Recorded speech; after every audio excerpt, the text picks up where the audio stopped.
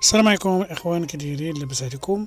يلتقي المنتخب المغربي لكرة القدم داخل القاعة بالمنتخب البرازيلي يوم الأحد 29 شتنبر انطلاقا من الساعة 1:30 ضمن منافسات ربع نهائي كأس العالم لكرة القدم داخل القاعة المنظمة بأوزبكستان. للإشارة إخوان، فإن المنتخب المغربي فاز في ثمن النهائي على منتخب إيران ب4-3، فيما فاز المنتخب البرازيلي على منتخب كوستاريكا ب5-0.